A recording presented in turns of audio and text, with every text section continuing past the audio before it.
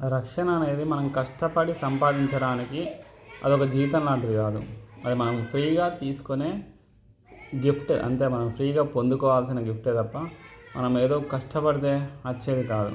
ఎందుకంటే మనం ఎంతో ఆజ్ఞలు కష్టపడి పరిశుద్ధంగా జీవించి ఆజ్ఞలు పాటిస్తేనే మనకు రక్షణ లేదా నిత్యజీవం వస్తుంది అని మనం అనుకుంటే అది బైబుల్ అట్లా చెప్పడం లేదు. అది జస్ట్ కేవలం ఫ్రీగా తీసుకోవాల్సింది తప్ప అది కష్టపడి పని చేయడానికి ఒక జీతం లాంటిది కాదు.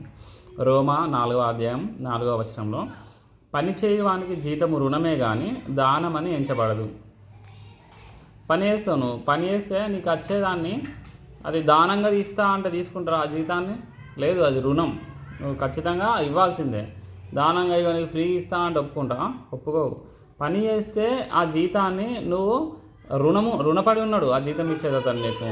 కానీ పని చేయకుండా ఈ దేవుడు మనకు రక్షణ ఇట్లా ఫ్రీగా ఇస్తున్నాడట, పని చేయకుండానే ఇస్తున్నాడంట. ఇది దేవుని వాక్యంలో ఉన్న చెప్తే చాలామందికి ఎందుకు అర్థమవ్వలేదో అర్థమవుతలేదు నాకు. పని చేయక 5వ వచనంలో భక్తిహీనుని నీతిమంతుగా తీర్చువాని అందు విశ్వాసం ఉంచువానికి వాని విశ్వాసము నీతిగా ఎంచబడుతుంది. పని చేయకుండానే నీతిగా ఇస్తున్నాడు దేవుడు విశ్వాసాన్ని. ఇది రక్షణ గురించి ఇంత క్లియర్గా ఉన్నా కూడా చాలామంది అర్థం చేసుకుంటారు. యేసుక్రీస్తుని విశ్వాసం ఉంచితే సరిపోతుందని నిత్యజీవం వస్తుంది అంటే వాళ్ళ క్రియల మీద విశ్వాసం ఉంచుతున్నారు, కానీ యేసుక్రీస్తు మీద విశ్వాసం ఉంచారు.